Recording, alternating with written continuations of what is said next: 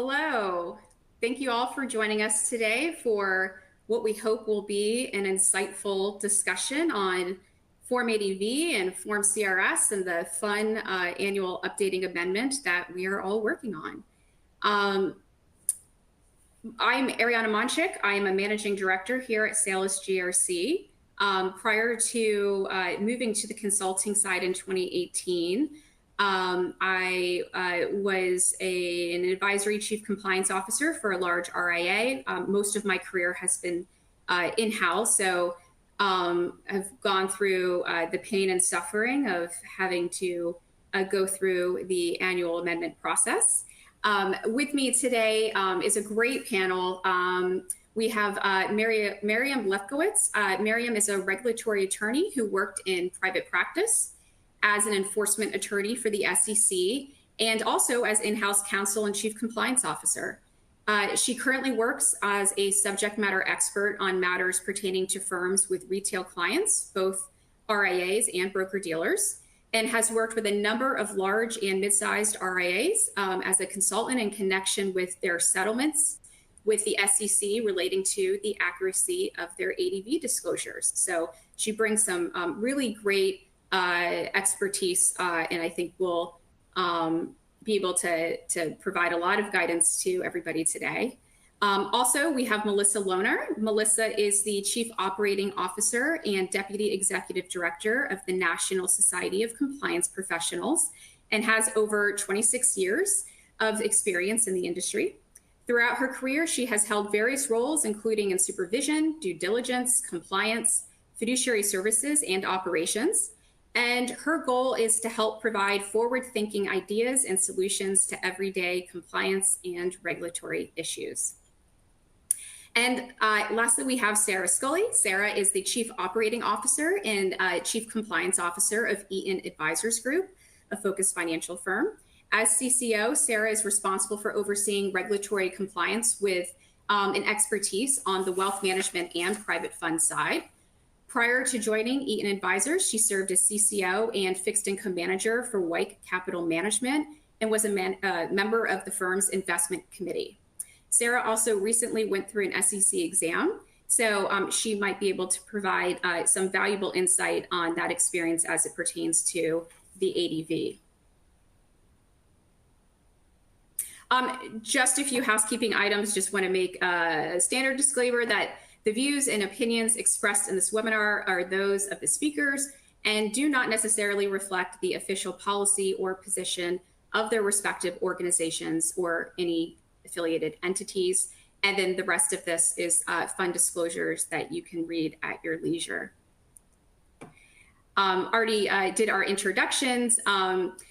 So today we're going to spend some time walking through the ADV annual amendment process, kind of first talk about ADV governance and then kind of dive into all the different parts of the ADV, tackling the ADV part 1, important disclosure considerations for the 2A as well as the CRS. We'll also spend some time on the 2B, maybe a few considerations for dual registrants as well. And at the end, we'll also touch on some SEC exam findings pertaining to the Form ADV and CRS, as well as some relevant enforcement cases. We're not going to necessarily stick to all of the content on the slides. You can download the presentation. We will also be sending it out after the webinar has been completed, so you can always view it again. Our goal is really to provide just some practical tips and takeaways for the ADV amendment process, and hopefully you'll be able to take away a lot from it. We will also try to reserve some time at the end for questions, but there is a Q&A box, so if you have any questions as we go through the slides, please feel free to ask them, and we'll do our best to answer all questions. I will also just say we've experienced a little bit of technical difficulty. So if you have any issues like hearing us or maybe seeing us, it's likely that it's on our end. Okay, so a few of us are actually in Florida, and I know that there's a polar vortex hitting a very large part of the country, and this is not a complaint because it is still in the 60s here, but it has been unseasonably cold. We're blaming the tech issues on that. Okay, so let's go ahead and dive in and maybe start with ADV governance. Miriam, I know you've helped a lot of firms build and enhance their governance around disclosures. Can you share some guidance on where firms should start with their governance of the ADV disclosure process and just some of your experiences with working with firms and what's worked for them? Thank you. Happy to. So I want to preface this by saying we're going to talk about what a great governance program looks like with respect to your ADV process.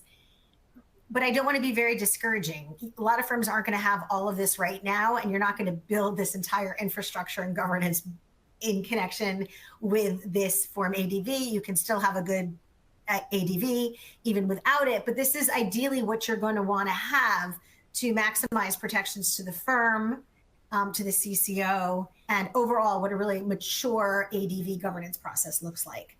So one thing I want to point out, which surprises compliance professionals sometimes, is that I've seen in quite a few firms that they don't actually have a written procedure addressing Form ADV. They'll have a line in their compliance manual saying the CCO is responsible for getting the ADV done. Fine, but it might not go further than that.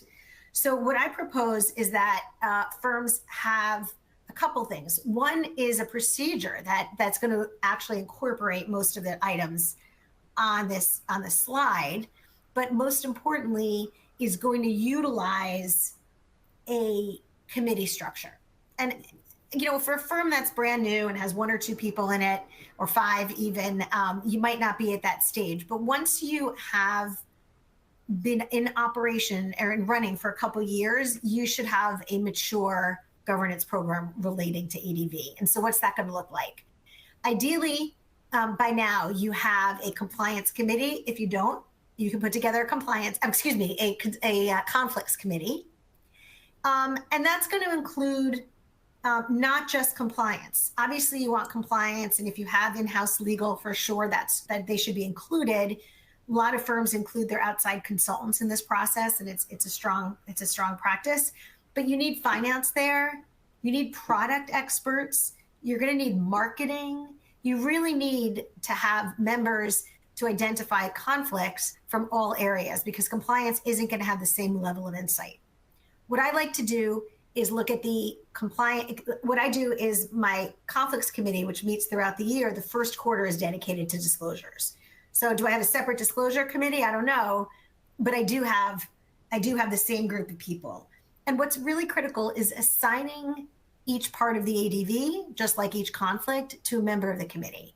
Someone who knows that he or she is actually responsible for making sure that the disclosures are accurate, that they're up to date with current regulatory requirements and also current business requirements. Obviously, you're going to have a strong role in keeping your management team educated about what the regulatory requirements are, but the business changes really come from them. And that's where the managed stakeholder expectations and engaging others comes into play. What you want to do is make sure that people understand they are that they're not rubber stamping this. They are involved. And let me just give you a couple of examples. We can't go into such great detail. I require the members of the committee to review the instructions annually. This is tedious. People think it is not necessary, but I have been filing ADVs for well over 20 years, and I more often than not learn something each time. And I don't mean that I didn't know it before, but I didn't know how it applied to the unique circumstances of the firm I'm counseling at the time. The new reporting requirements, one thing that I've seen firms make mistakes on sometimes is they'll bring in a new custodian, right? So you have, maybe I'll give you a classic example. You're a broker dealer maybe, and so you have a clearing firm that serves as a custodian for your RIA, and then you bring in another RIA custodian. That's great, or multiple ones. And people will look at the incentives created by the new custodian, but they're looking at it in a vacuum. you now need to go back and visit the initial custodian or clearing firm, because now there are going to be different incentives between the two. So it's insufficient to look at your conflicts in silos, right? Silos are the enemy of good disclosure. So that's just one example. If you have new third-party managers, if you have new strategies, one area that's a problem, other people will talk more about, RAUM, is, make sure you understand your role, the role your firm is playing when it comes to each third-party manager. Are you really managing? Are you acting as a solicitor? And so forth. I think it's very helpful to have a checklist. And I don't mean a checklist just for the ADV.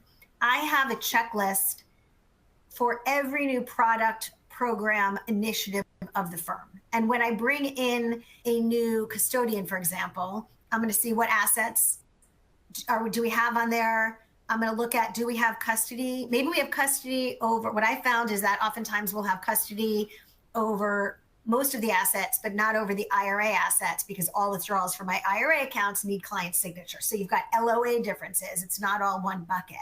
When I bring on a new third-party manager, is there going to be a marketing implication that I didn't have before? So I like to put that all in a spreadsheet from the get-go of bringing on any new product or initiative. So I know, do I have RAUM implications? Do I have marketing implications? Do I have custody? And so it goes on. And that's going to be specific to your firm. So and just briefly before I move on, is this committee structure where you have different members of senior management or heads of different departments signing off on specific data that's going into your part 1, on disclosures into your parts 2A, and overseeing the process for your 2B and Form CRS is the best way I know how to protect the CCO from liability. If your procedure simply says the CCO shall file, it's not hard for regulators to point to you as the CCO or someone on the compliance team and say you're responsible. If you have a governance structure and you have assigned responsibilities and you actually have demonstrated accountability, I think it's a much stronger process. This isn't just about CCO liability, but it wouldn't be me if I didn't at least raise that as a concern and say, let's do what we can to protect you. So with that, we're going to get into some more specific tips. I think, Sarah. Yeah. And, I just want to add too, like if you're a smaller advisor and you're thinking, gosh, there's 3 of us at the firm, how do we have a conflicts committee? Maybe, one of the other 3 is, an admin of sorts. I think that maybe you don't have a committee just based off the firm size, but maybe you still have an inventory of your conflicts, right?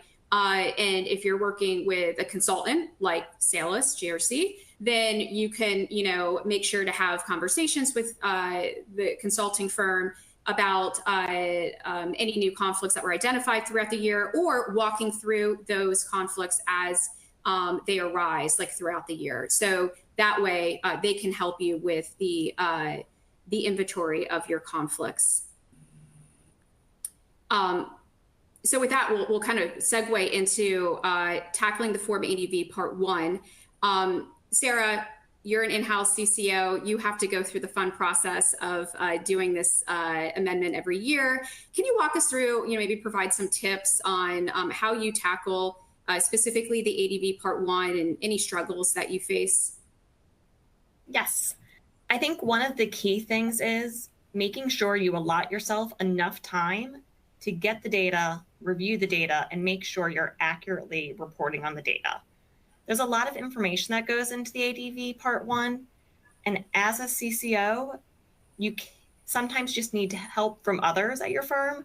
So knowing who to rely on, who can help you pull data and gathering data, is a really useful process, I find, so that you're not doing all the work on your own. But you also have to make sure that you're educating your team on the data you need and what you need. Sometimes the ADV instructions can be a little challenging to understand and interpret on first read. So there are different sections like 5K, where if you ask an analyst to pull and classify your securities, they may not know how to classify them correctly. So really working with your team to have them help you get the data, but also educating them on how to properly do the data. goes a long way in the process. It's also extremely important, I found, to make sure you understand all of the calculations. When the SEC comes in for an exam, even if you weren't the one who prepared that calculation, you will most likely be who they look to explain the calculation and the methodology. So it's just very key that you understand the data that is used in ADV Part 1, even if you are not the one who's compiling it all from the original start. I also think starting as early as possible. I tend to start usually in the last week of January working on my ADV, make sure I have plenty of time to review, to go to my compliance consultants if I have questions on data, knowing that sometimes new things come up, if there's a new section that needs to be filled out, just really making sure that you have time to get the data you need and also work with others on your team helps the process. So we're gonna ask a quick polling question.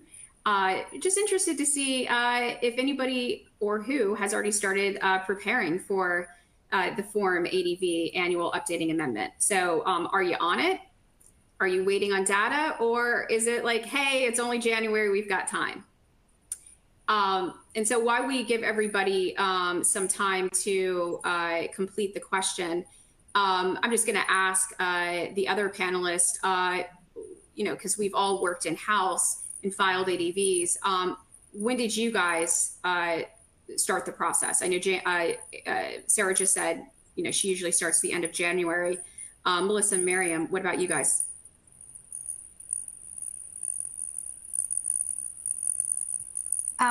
Sorry. Go ahead. I apologize. I know that I'm frozen, so I'm kind of like the phantom speaker right now. But at my previous firms, just depending on the size of it, sometimes it was almost an all-year thing. We had different bogeys at different times of the year, and we were working on it all year long was the time frame. We oftentimes would do a blackout, which I know some people hated, but a blackout period where there could be no business changes, usually 30 to 45 days before filing. We did some of that because in our larger firms, if we weren't working on it all year long, there were major shifts that could happen that we wouldn't know about and wouldn't catch. So I love the idea of the blackout. It's not something I had ever formally utilized. I think on a one-off basis, we might have said we're going to have to delay a project here and there, but it wasn't a formal process. I think that we would get full running by mid to late January, as Sarah said, but it really was an annual process because I think maintaining your conflicts and, like I said, shepherding each new program or initiative through the process I described earlier is an ongoing process. So I think it kind of goes both ways. So, well, it looks like just a slight majority is on it, or they've maybe started and just waiting on data. I'm going to admit, when I was in house, I was also it's only January group sometimes. Some years I was on it, and other years I'd get the data in March. So if you haven't yet started it, it's okay. There's still plenty of time. But to everyone's point that we're just discussing that the earlier that you get on it, the less stressful it's going to be on everyone. I want to say that data is maybe a little bit of an artificial barrier. Of course, we all need to wait on data. I would not have my data by this time of the year, but there are a lot of parts of the ADV that we're going to spend time on that are not data specific. Some are, of course, but understanding some of the conflicts is not reviewing language. I require the ADV to be reviewed from start to finish, not just the red lines, because sometimes we described something and I would change the way I described it now, right? And so you can do that now. So if the only impediment is data, think about whether there are parts of this ADV process that you can do without yet having the data. Obviously, there are big holes in it. Great point.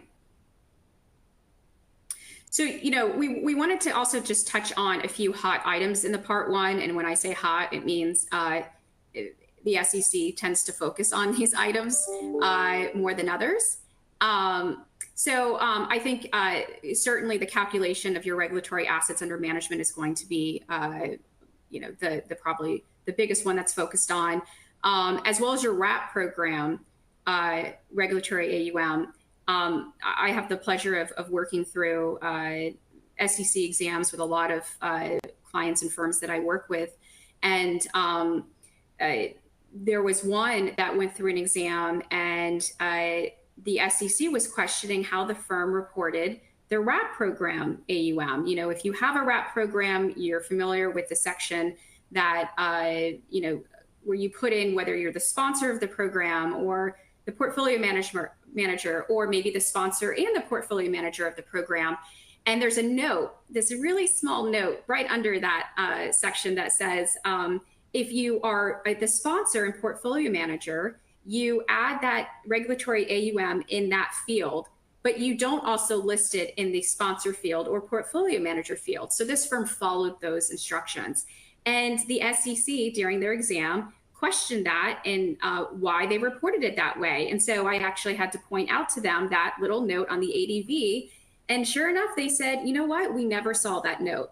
This is the SEC exam team saying that. So I appreciated their candor, but it was sometimes you just have to, make sure that you're actually familiar with the instructions and the requirements of the ADV as you go through the SEC exam. And certainly the documentation of how you calculate your AUM, making sure it's consistent, is going to be really important. And certainly maintaining all of the supporting documentation. We've also seen them focus in the last year on disclosures in the item 5 marketing activities, certainly because of the marketing rule amendments. It's not a surprise. I've seen them push back on firms that maybe had a third-party ranking on their website and they hadn't disclosed it on the ADV. So just make sure that those disclosures align with your firm's actual practices. If you're an advisor to a private fund, certainly the fund financial statement audit, make sure to update the ADV when the report's received to disclose whether the report contains unqualified opinions, because there is, sometimes you don't have that report by the time you actually submit the amendment. So if you're filing your amendment in February, you might not have it yet. So you might say a report not yet received. You need to make sure you go back in and do an other than annual amendment once you get the report from the auditor. Custody, making sure to include assets subject to a standing letter of authorization. And if a surprise exam is not needed at your firm, let's say that's the only way that you have custody, make sure to note that the firm's reliance on the IAA's no action relief related to the SLOA assets. And you can do that in the miscellaneous section of the ADV. Some firms will not do that, and then we see the SEC ask them for additional information as to what was included in the figures that they disclosed in the custody section.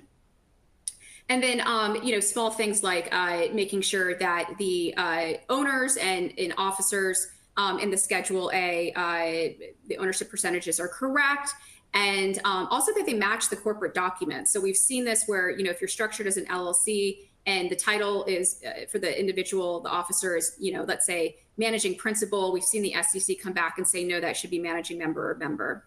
Very small things like that, but good to be proactive and take care of those things before the SEC catches them. So with that, we're going to move into. Was somebody else going to add something? Okay, sorry, just a little bit of feedback on our end. We're going to move into the Part 2A disclosures now.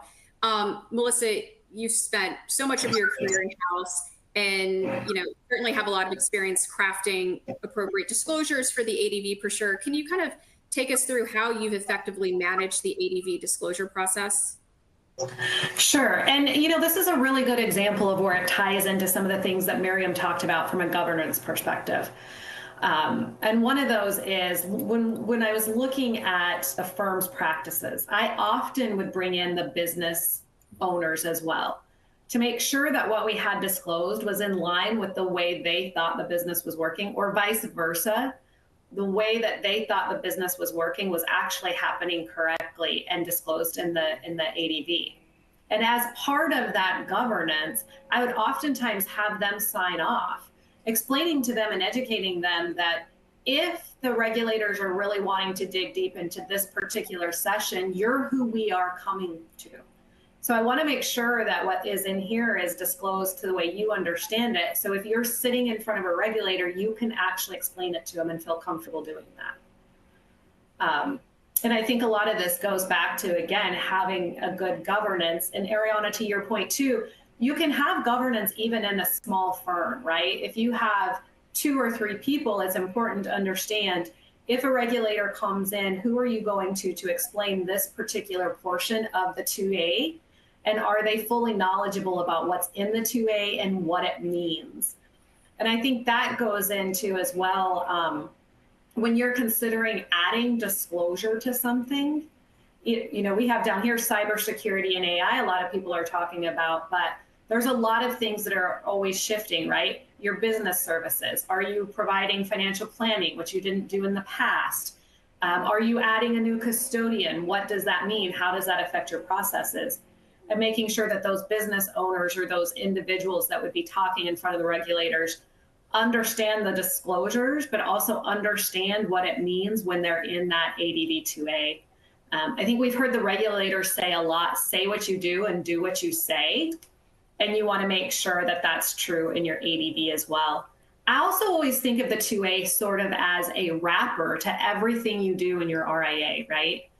So if you've changed, again, we said custodians, third-party money managers, if you've changed your business model, if you've went from having independent IAs to not having them, or maybe now you have both, maybe you have W-2, maybe you have 1099, making sure that also that wrapper wraps all of your business, but also your 1A. We use the example of our WRAP program. If you have on your 1A marked that you have a WRAP program, but you don't have that disclosure in your 2A, you're missing something there. So think of it as that complete wrapper around everything you do. Yeah, those are all great points.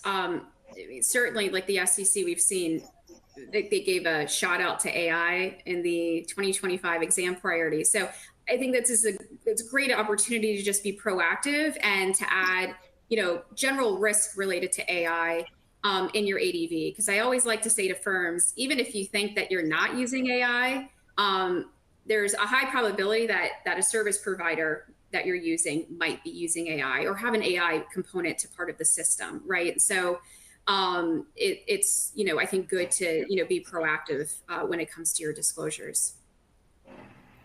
If I could just share one thought there also, just the way of example. I think Melissa was spot on. When it talks about accurate disclosure of firm services, I've seen two issues that have come up a fair amount. One is because ADVs are widely available, some people will go find another firm that's offering the same third-party manager and just grab that language. And that can be fine. Don't reinvent the wheel when you don't need to. I mean, copyright aside. But I mean, it may be fine to do some of that, except sometimes they're not offering it the same way you are. And I've seen firms make mistakes. I've seen firms actually bring in consultants who have drafted language with a similar program or types of disclosures and plug it into the ADV. But it's the firm's responsibility to make sure that their consultant knows their business. The consultants do not know, they don't, not in your day-to-day, they're not where, they don't live in your office.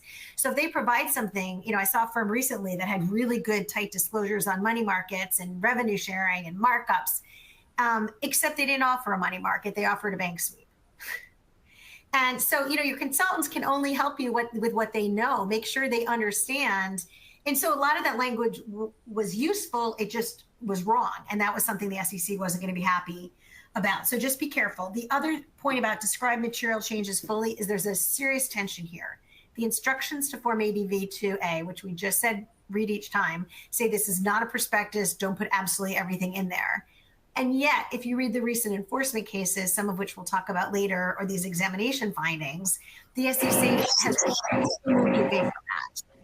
So there is a tension between following the instructions and being over inclusive. So we're all navigating it. We're all struggling with it. You have to recognize that tension all the time. I would also add, Miriam, you had a good point, and we talked about this when we were doing the prep, which is when you're looking at other people's disclosures or you're talking about other people, there are sometimes buzzwords that everybody thinks they need to have in their brochure so that they look like they're competitive to clients or whoever. Don't feel like you need to put something in your brochure if you're not actually doing it.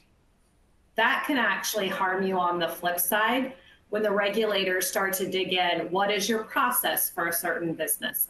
Financial planning comes to my mind. It was a buzzword at one point and everybody was putting it in. And as people started digging into it, found that they weren't really offering financial planning. And so they would tell the regulator sometimes, well, we're thinking about doing it. And we would pretty consistently get, then when you actually do it is when you need to put it in your brochure. So, you know, it is a fine line, but be careful to not just put everything under the sun because you think you might do it someday.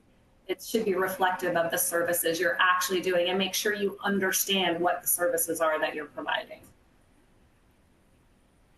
Really great point. And that goes back to reviewing the whole document, not just reviewing your red lines year after year, right? You have to see, maybe you thought you would do it. Yeah.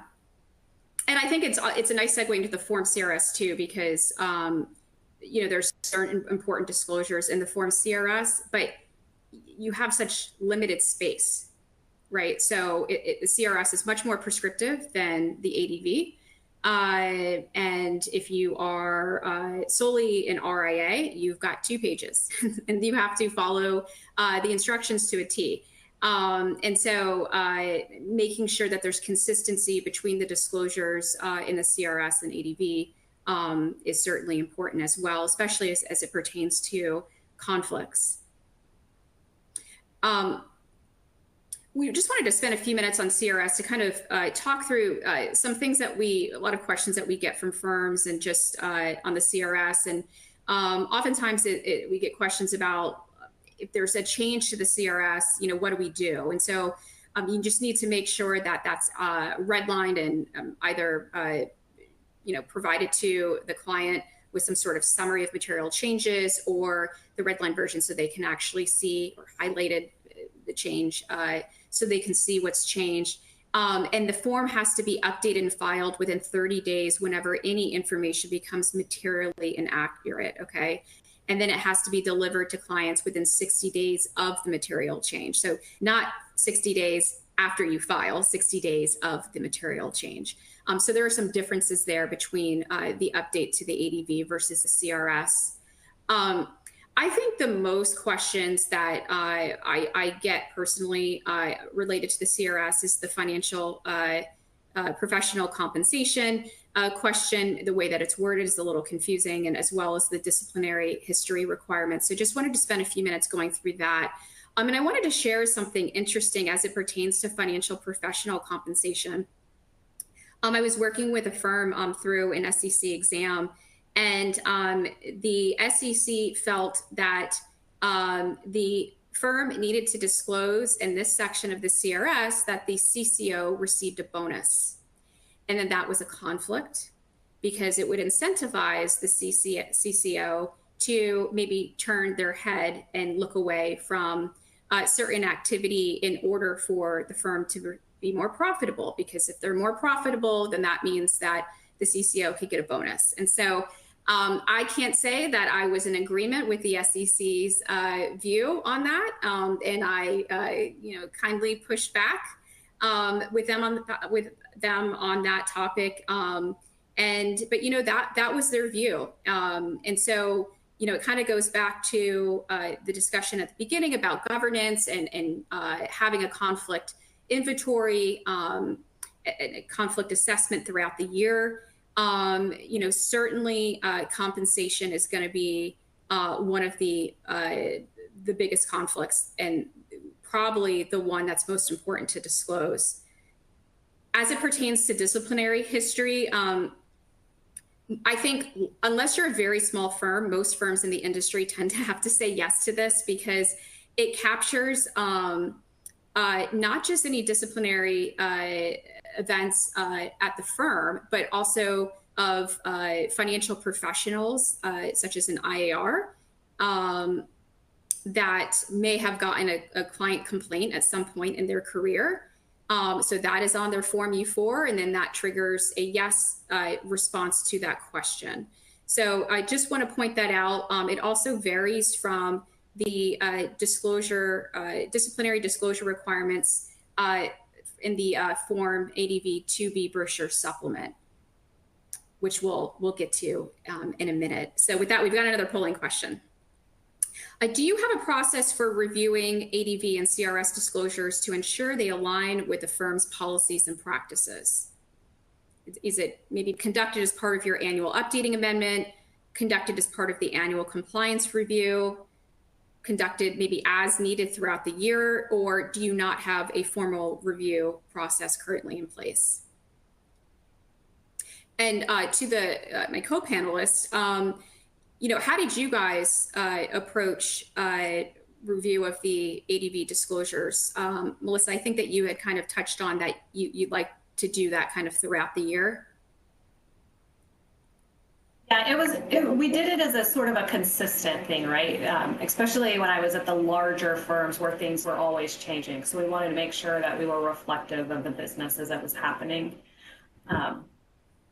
So that we got to where we included the CRS in that same disclosure review because we had so many things that needed to make sure they facilitated between the two disclosures. Great. And Sarah, what about you?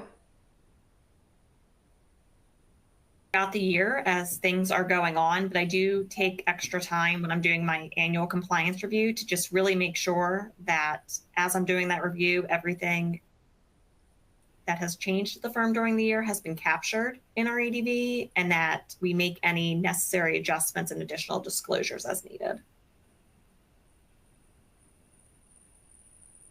Yeah, I also took the approach of just doing it throughout the year as conflicts arose. Okay, so it looks like most people are doing as part of the annual updating amendment, which is great. For those that don't have a formal, review process currently in place, I think that's a great takeaway for you to maybe start something. And again, it can be done, throughout the year. But certainly having, documenting that you are doing a review, even if there are no changes necessary, I think would be a great practice. So let's not forget about those ADV 2B brochure supplements. Sarah, do you want to maybe kind of walk through some of the considerations relating to the 2Bs?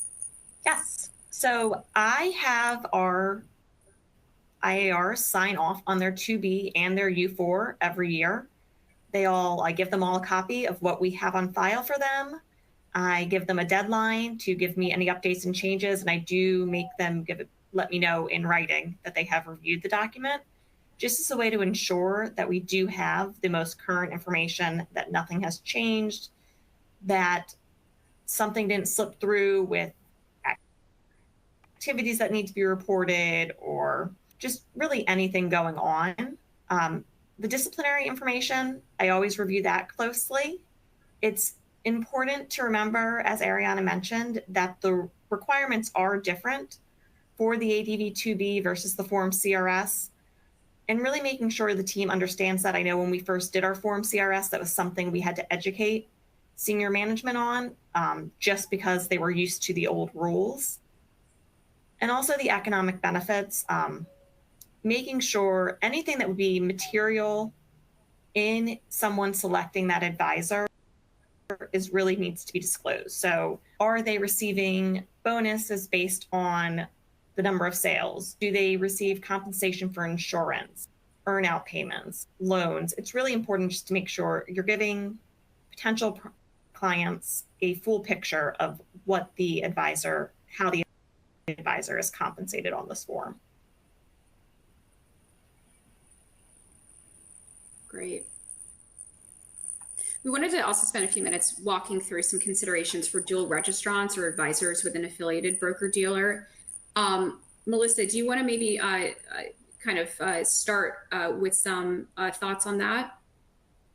Absolutely. So my history is primarily at dual registrants and independent retail firms. And this is where it can get really interesting, and it's really important to make sure you understand the definitions of things and what they mean, because there are some things that are different on the BD side than they are the RIA side, right? Also, understanding the services that you offer and the practices that you have is really important here. Clearing arrangements is a perfect example of that. Oftentimes I worked at two different firms, and oftentimes in the one, we had many different clearing firms and custodian arrangements, but not all of our accounts were held with all of those. So we might have had an agreement with a clearing firm for only our BD accounts, and we might have had a different clearing custodian arrangement for only our RIA accounts. It's really important for people to understand that when that happens, your numbers and your reporting are different depending on who you're reporting to. And that's oftentimes where I would see people get very confused. Also confused on some of the services that we had and whether or not it applied to if a client or an advisor had a BD account and an RIA account, and what those services were that were provided on both of those accounts. And that's really important to understand because there are different meanings, whether you're giving information to FINRA on the BD side or whether you're putting disclosure in your 2A on the RIA side. Custody is a perfect example of that. The definitions of custody can be different between the broker-dealer and the RIA. And so it's really important to understand when you have custody with which regulatory entity you have. And also, depending on the complexity of your firm with a dual registrant can also affect your affiliate disclosures and making sure that you understand those. Are you a firm that requires all of your registered reps and IARs to use your corporate RIA and your broker-dealer, or can they use your broker-dealer and their own or an outside RIA? That's going to depend on how you disclose numbers and disclose affiliate relationships as well. We also had a great question that came in from an attendee that has to do with the CRS, and this kind of leads into that. I've worked at firms where we did both. The question is what our thoughts are on having a combined CRS or having separate ones. One firm I worked at, we did a combined with the RIA and the BD because the business model was pretty easy. Everybody used our corporate BD and everyone used our corporate RIA. I had another firm that we decided to have two separate ones because while a lot of the advisors were registered reps using our broker-dealer, they may have used an outside or their own RIA, and others may have used our corporate RIA. So in that instance, we did separate CRSs because if they used the outside RIA, they needed to give that CRS and not ours. So I know everybody hates the what if answer, but it's kind of a what if depending on your business setup. I agree with that. And I mean, certainly if the business setup is similar between the entities, I think there's a lot of advantages with having a combined CRS. I also have a similar background as Melissa, just mostly being at dual registrants or an advisor with an affiliated broker-dealer. And we certainly used one, and then we had 4 pages, so we had more room to kind of talk through like the different the comparison and differences between a brokerage relationship versus an advisory relationship. So there are some perks if you're able to combine them. Moving on to SEC examination findings, thought that we might spill some tea here, or whatever the saying is, to kind of walk through, what we've seen or, heard from firms that we've worked with or seen in the industry as it pertains to their SEC exam and focus by the SEC on ADV and CRS disclosures. So you'll see on the slide some of the common findings on disclosures when you go through an exam. That could be not, as we mentioned before, updating the Part 1 upon receipt of the audited financials report, maybe not disclosing marketing activities. We also have seen some deficiencies related to disclosures on step-out arrangements. So if you have a wrap fee program and you're trading away, is there an additional cost to the client when you step out for that transaction? And if so, is that properly disclosed? Interestingly, the firm did not have any step-out arrangements and explained this to the SEC. And if there had been any step-out arrangements, there was no additional cost to the client.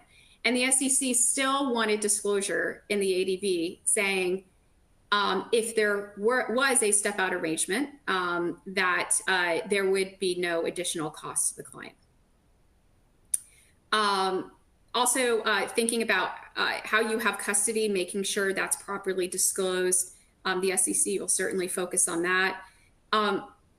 Certainly seeing some deficiencies related to Form CRS. I think we were all expecting that after the requirement went into effect.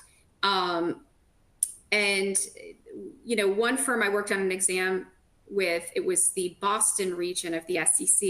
You know, the exam team was actually great. They said, you know, we've got some suggestions for you, you know, in your CRS. You're going to see this in your findings letter, but just know we're making these same recommendations to every single firm. Okay, so the firm felt, you know, kind of good about that, but not to make light of it, but they just said it was things that they felt they needed to, the SEC needed to provide more guidance on to firms, and they were using the examination process as a way to provide that guidance. And certainly that was pertained to the disciplinary history section of the CRS.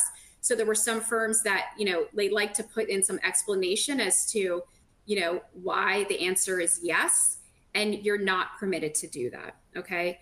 Or they said no, and they actually did trigger a yes response to that question. And also just not following the form's instructions. So, you know, we had discussed at the beginning of the presentation the importance of reviewing the instructions to the ADV every year. Also suggests doing the same for the Form CRS. And then here you also see some additional areas of focus, you know, disclosures related to levels of supervision in the 2A didn't align with the firm's practices. And just using like superlative words like skilled and experts, you know, in description of services in the brochure. A lot of times you'll get pushback on that, just like you would in marketing materials. And then if you're billing in advance, make sure that you have disclosures, and they're accurate, related to how you will prorate fees if there is a termination mid-quarter. Okay, so you've got to explain the refund calculation process. And we wanted to end just kind of walking through some enforcement cases. Hopefully none of us will ever have to, you know, go through this process, but it still is, I think, brings some really good perspective, or adds perspective on, you know, some firms of how they either miscalculated their AUM and that became an enforcement action, or missteps that the firms have taken. So with that, Miriam, do you want to maybe walk through some of these cases? Yeah, I'm going to talk about these and maybe a couple others, and maybe there's going to be an email afterwards, I can attach some, you know, you can link some of the other cases as well. So I find enforcement cases are really fantastic training tools, particularly with other senior managers, to help them understand the gravity of this whole process. So some of them that show up in exams and in enforcement cases are, you know, the one about disclosures of supervision not aligning with firm practices. I think we have one here, failure to conduct supervision. Yep. So there are a few cases. This is just one of them. And this is particularly important for your broker-dealer clients out there. But remember that there are different levels of supervision, and you can call this compliance or supervision. I'm okay with calling it either. I for purposes of this call. But there's the sort of transaction initiated review, which is review every trade, whether you do it automatically or with actual humans, or withdrawals or deposits, right? But then there's the non-transaction based, which might be a review of inactivity, or it might be a review of concentration. So you can't look at concentration only at purchases, because sometimes concentration issues happen because of market movements, right? Or sometimes they happen because of withdrawals or sales. So you want to have both levels and make sure that the language in your ADV is consistent. Some additional, all right, miscalculating REM, I think we've talked about that a fair amount. But again, if your contracts with third-party, you're calling them third-party managers, but your contract says you're a solicitor, that's hard for, it may be you can rebut that. It's not a definitive answer. And I've had situations where I'm really struggling and I'll be on the phone with a third-party manager and saying, well, what are we? You know what I mean? What are we doing? And they really aren't very helpful or haven't been. So I look at, and I'll look at other firms and they might say one thing. I might find two firms I respect, and they're both answering it differently, right? Whether it's AUM or RAUM, AUA. So I look at the contract, I look at whether there's discretion to fire the manager. If there's a three-party contract with the customer and my firm, or the advisory firm and the third-party manager, and we don't have authority to fire and we're not executing trades, I might say that we don't have authority based on some of these cases. The failure to forgive forgivable loans is a good example, but also think about other types of incentives, like, again, particularly for dual registrants, a lot, but not exclusively. Some custodians will give you either discounts or other types of incentives if you bring additional IARs, or just increase the AUM on their platform by a certain amount. Are you disclosing that in your ADV? I don't think we've seen the last of revenue sharing and 12B1s. And let's talk about some of those other cases. We know about rev share, we know about 12B1s, but there have been cases, Cetera, Kestra, and again, these will be provided to you, or links will, where there were markups on ACATs, markups on check writing privileges. So those are other types of revenue that you want to be looking at. There were two releases from the SEC in 2019. One was an FAQ about compensation. It's still really highly relevant. When I say look at, conduct training annually, you're not going to have everyone read this each year, but these are the types of documents you're going to want to have people involved in disclosures reading, because it talks about what constitutes compensation. Firms that have proprietary products have their own issues as well. There was a BMO case where they had proprietary shares of mutual funds, and there were so many different angles that needed to be disclosed. One is that they were proprietary. Two is that they cost more. Three was that the firm affiliate made more. But then another one, it was that even if, and there was another case where the firm didn't make more money, the clients didn't spend more money, but the firm had weaker due diligence for its own proprietary funds than for others, which sounds really bad, but they don't need the same level because they know the people conducting it, right? But those are the types of conflicts that have been the subject of SEC enforcement actions, in addition to the ones that are on here. The other thing that I want to point out is your material changes section. There have been a number of enforcement cases where changes were made to discussions that were sufficiently robust, that explain a conflict and explain the incentive created thereby. But the material changes section specifically says, doesn't call those changes out. So there's really no harm in calling out everything. Err on the side of determining everything is a material change, even if it's revenue to affiliates. So those are some of them, and we wanted to save a couple minutes at the end. So I mean, I can keep going. Yeah. Well, and Miriam, I think just to jump in here for a minute, you have a really, really good point, and I used to do this quite often, is take some of these enforcement cases and use them as my training throughout the year. And I would create a spreadsheet, because I'm a spreadsheet person, and I would identify the key points out of the enforcement. Then I would identify the people that needed to be in the meeting or training, and we would look through what those main items were and say, okay, hey, do we have this? Do we do this? And if so, do we have covered the things that they said the firm didn't cover? Now, we primarily tried, because you can't do every one of these, right? We primarily tried to focus on people that were our direct competitors or had similar business lines, you know, business to what we did, and or those that we knew were hot button issues like the forgivable loans.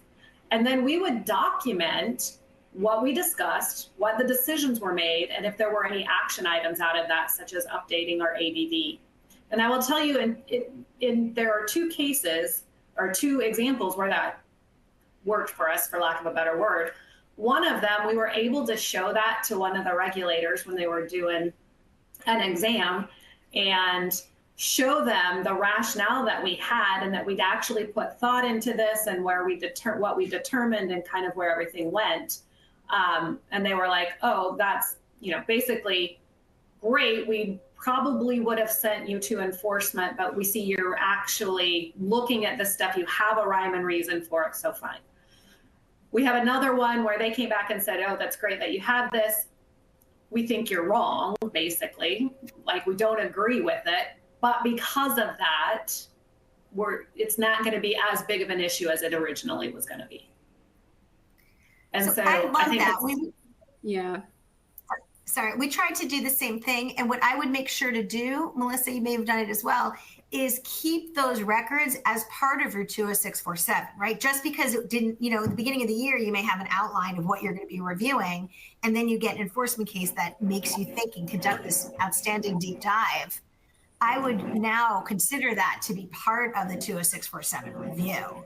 Absolutely, 100%. Yes. Give yourself credit for everything you do.